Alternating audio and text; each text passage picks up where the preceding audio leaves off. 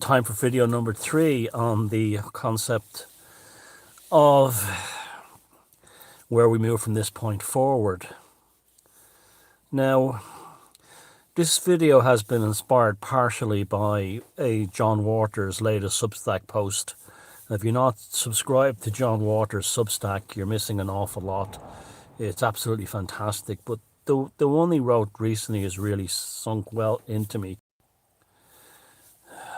Hopefully this will continue working okay.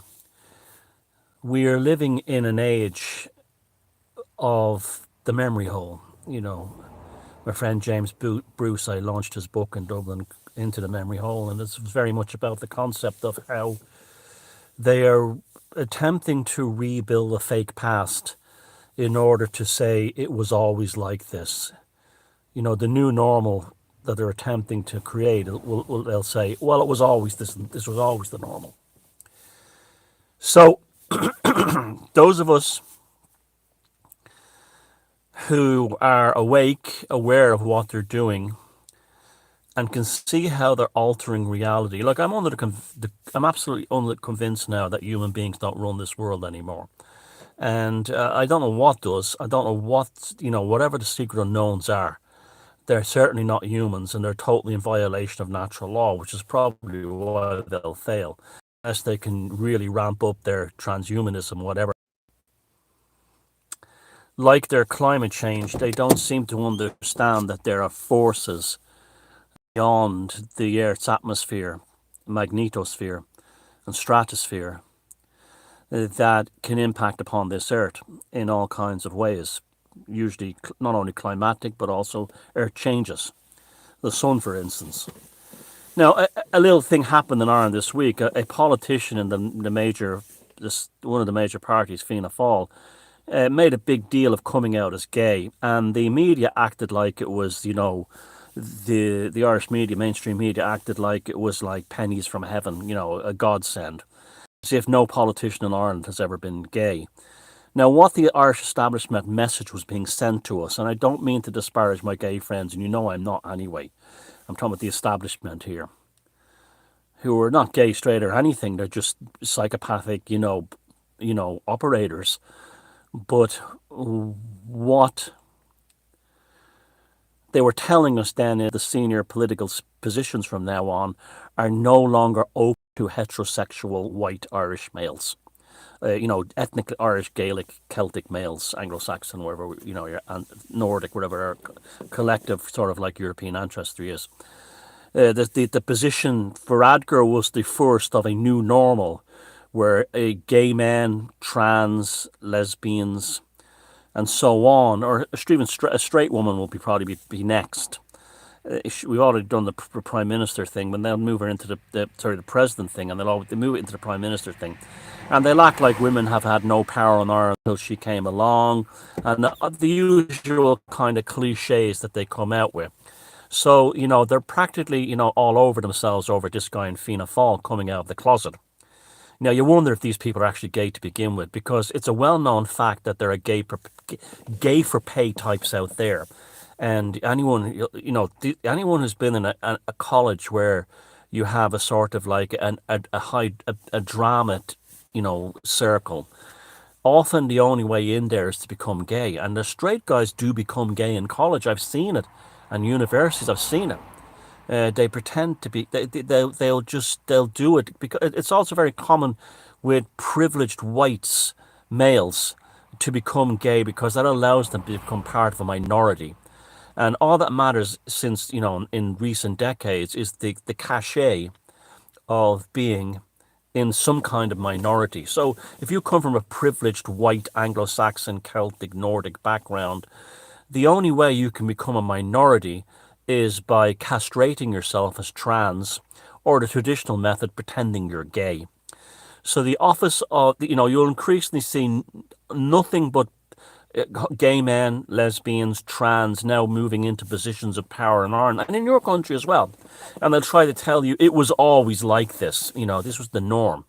After a while of them being all giddy about it. Now, what we saw in Ireland this week, this Fianna Fáil guy, you could actually see They were actually saying to us, "Here's your next prime minister, or your next, big shot minister, like a minister for foreign affairs." But that's basically what they're saying. He has the credentials. He, you know, all that matters is where he sticks his Mickey, and he doesn't stick his Mickey in a straight woman, so that makes him perfect for the job. This is literally the world we're living in now. So remember, when they do things like that, what they're doing is a declaration of intent for the future. You're already, the Irish male, Celtic, whatever, the Irish European male of Celtic, Gaelic, Anglo-Saxon, Nordic, heritage is being phased out at the moment by the government, and it's as clear as day. Anyone can see that. Leo Varadkar is currently the current gay prime minister, Indian, is currently in Davos right now, getting his latest orders on how to demolish Irish culture even more. Now, if you think this is bullshit, you're woefully mistaken. You're doomed. You're just completely doomed.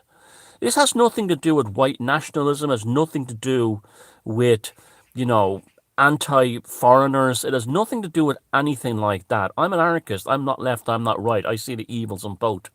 This is about a cynical ploy by big business in order to homogenize society so they can sell them a simple range of products rather than having to cater to all different ethnic groups, minorities, and so on.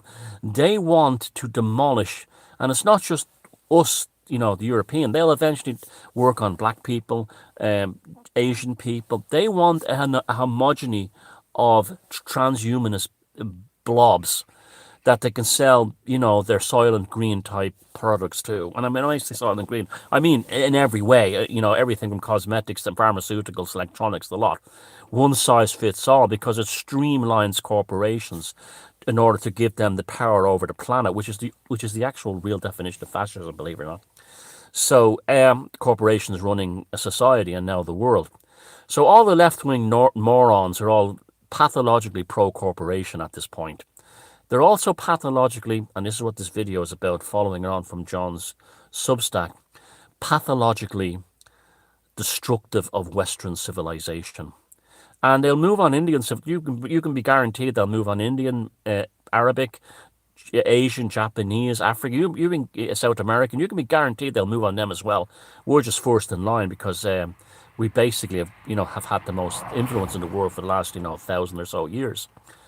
Now, you say to yourself, what can I do about it? Well, firstly, if you have children, you have to constantly stress to your children that what they're telling them in school is not how things always were, but also tell your kids not to go into school and be snotty to the school teachers and stuff like that. Make them say, tell your kids, learning learning mathematics is fine, learning, this and that is fine. And then, look over their history books and everything and say, well, they're not telling you the truth about that, but don't make a fuss about it in school. Don't make a fuss about it in school. Just, pretend, play along to get along for now. Those of us who don't have children, but even if we do have children, you should be storing up books and newspapers and magazines. And if you don't, and like say you move into a house or rent an apartment and there's an attic up there, get old newspapers, old magazines, and put little notes in them. Like take a 1980s or 70s fashion magazine, pick one up online or something, and put a little note in it, right? And say, look how people had very full hair. And they looked better in general back in the 70s. That women's hair was thicker because they had better diet, more natural diets, less chemicals and stuff like that. And they lived healthier lifestyles, and they were generally, men and women were attracted to one another because that was the norm, and there were gay people. And then wrap it up in a Ziploc bag, maybe cover it in, aluminium foil. Put maybe a couple of silica pouches in there to stop any kind of decay, and then bury it underneath the insulation in the attic of the place you're renting, or the place you're working, or the place your house you're selling. It's no use really going and burying it in the yard. in a field somewhere in a time capsule. You want to have it so maybe in 50 years someone finds it, or 20 years, the way things are going, 5 years would be good enough. And someone from a future, look how this is how people lived in the 70s. And look, there's black and white people together as friends. Oh, look, this is a band called Thin Lizzy. There was a black singer. And oh, I thought everyone in Ireland before the year 2000 were all racists who hated black people. Also, things about Jimmy Savile, and say this was the #1 star of the people who changed the world. And they built the world you live in today in his values. This is what they wanted. You can get books, magazines, newspapers, CDs. That's a very long-term thing. Again, cover it in silver foil and put it in a Ziploc bag to keep it dry, a couple of silica pouches. And be creative. If you're doing an extension on a house, if you're a builder, say you're a builder and your job is to do extensions on houses.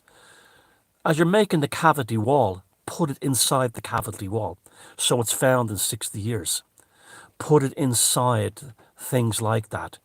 You know, you people who are builders and stuff like that, and you're listening to my channel, and this is in every country, not just in Ireland, you have a great chance now to actually leave a legacy for the future that will create truth bombs that will be there long after we're all gone. This is how to do it. Now remember the thing Fahrenheit 451, where at the end everyone was a book. You know, I'm a Tale of Two Cities by Charles Dickens. I'm Hamlet by Shakespeare. I'm, Cannery Row by whatever his name was, the guy who wrote The Grapes of Wrath, John Steinbeck, and so on. Now, that's a very difficult thing to memorize an entire novel, but it's a lot easier to bury a truth bomb for the future, a time capsule, an insurgency time capsule for the future. And you could say, you can point out that there was a time where the world wasn't like this, where men didn't have babies and it was against nature and all this kind of thing. You could put, books saying that there was 2 chromosomes and saying these people were telling the truth. Children's science books or basic science books, old encyclopedias. Now, it's great for us to have them and collect them, but it's even, that's great. And if you have kids, pass them on to them, and you can do all kinds of things. But if you can also do things like what I'm telling you here. So say you're building, an extension onto your house, and the builders go away for the evening. Drop these things down in between the cavity block walls, or even ask the builder to do it, and just say, it's a memento from the family. It's photographs of the family, just for prosperity. Some might find them in the future. It's a lovely idea. But if he's a wake builder, you could tell him what you're really doing, and this kind of thing, inside the cavity walls of wooden buildings and stuff like that. Bury them in places they could be easily dug up, like if you work in a public park where there's ornamental gardens and you're looking after the flowers and shrubbery, get a box and seal it. I've actually come up with a good way to seal them underground. If you get, like I said, put them inside a Ziploc bag covered in silver foil with silica pouches. If you put them inside a what you call a container, like an IKEA container, it doesn't have to be a big one, and then fill that with expanding foam. So the whole thing is covered in expanding foam, but the actual object you're preserving, or the books you're preserving, or newspapers, are protected from the expanding foam by the Ziploc bag and stuff like that. In years to come, someone's digging up, we're changing the garden. What the fuck is this? And he pulls it up and he peels off all the expanding foam. It's newspapers from the 1970s and the 1960s. Remember, we're getting stuff that's previous to our time and putting it in there. Oh, look at this! It's a book called Hamlet. Oh yeah, the play. Hold on a second, there's something wrong here. Hamlet is not a black woman, a black Muslim woman. It's a Danish prince. What? And then a little letter inside saying, this is how Hamlet was written by Shakespeare. So this person then goes home and say, you wouldn't believe what I found. What? A book about Hamlet, and Hamlet is not a transgender black Muslim. I'm putting down anyone's race. I'm just saying this is, my black friends are even aware of this and how they're changing things.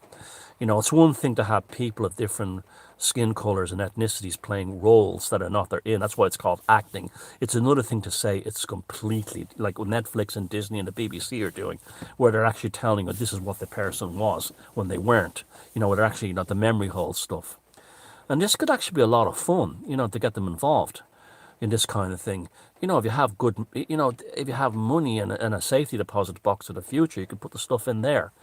But there's loads of ways of doing it. It's never been cheaper to find this stuff. You go to like second-hand shops, it's everywhere. And just always remember to write a letter, inside saying this is what this means. In print capitals, by the way, not in... and you could, because you could write, you could do anything you want. You could talk about, a friend of mine said something on Facebook. She says, just imagine in 50 years they'll tell everybody that the COVID vax saved the world from COVID. Well, those of us who know the real truth and about the massive deaths and Fauci and all that stuff, here's your chance to educate the future. Print out Dr. Robert Malone's pages or Dr. Naomi Wolf's pages or John Waters' pages or anyone's pages and put them in those Ziploc bags with the silver foil and the silica pouches and hide them in a place where they might show up in 50 or 100 or 200 years. And I think this is one of the most important videos I've made in terms of something we can all do to correct the lies of the age that we're living in. Like, we all have fantasies of, say, like the people who are trying to make children believe they have no gender. We want them on a wall of shame. It's not going to happen, not yet, unless we have some kind of intervention. And how that, and also the West is only going down this road. You have the other world, there's, like the Russia, Brazil, China, Africa world, who are going off in a different direction than us. There's every possibility that they could invade or culturally take over in the end when the West collapses. It's obvious the West is dying.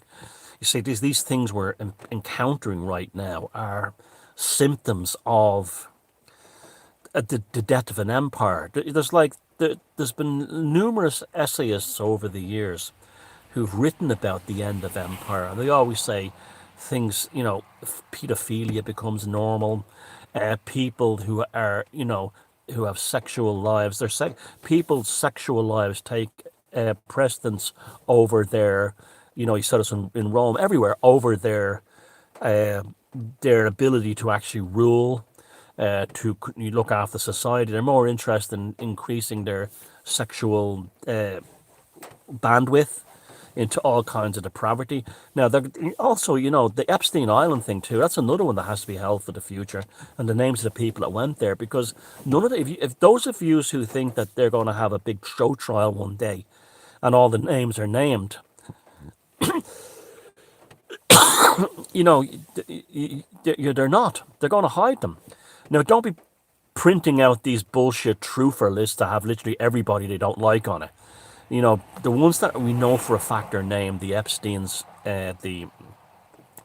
the Clintons, and all the rest, the ones that are really named in the documents, not the ones that some truthers and has wishful thinking, want to be on it, because that will only discredit you in the future. And say these people, this guy was a statue to him, in your town, went to an island where they drugged and raped 13 and 14-year-old girls, this kind of thing. And they could, point out that there was once a time, that pedophilia and sexualization of children was an abomination, and this kind of thing. And that's all you have to do. You can include photographs of yourself, maybe an old passport, to say, this is who I was a real person. This is the life I lived. This is, like a little kind of your own little mini biography of the future. These were my family. This is how this house looked back in the day. That's a very good one if you're doing it in a house that's being rebuilt. Say, this is what the house looked like when I buried this stuff in a photograph, and a hard copy, obviously. And people that will allow say, this is what the house looked like, and this is the man that lived here. Hold on a second. Wow, look at this. Tony Blair was a war criminal and not the savior of the West? You know, this kind of thing. This is what you've got to do. And it's a very simple and easy thing. If you're a builder, and I notice lots of builders follow me and people who work in construction, if you're in that trade, you should be and renovating houses and, you know, and building houses, you should be doing this ASAP right now. Absolutely. And the same for the rest of you. You've got to safeguard the future. You've got to become the siren from the past, screaming the truth into the future. Because a day will come. Consider it a seed planted in the future human consciousness. It will come into fruition. It's simple. It's actually fun in lots of ways. It costs very little, and it's the most beautiful way of saying to the psychopathic control grid. Love yous all. Take care.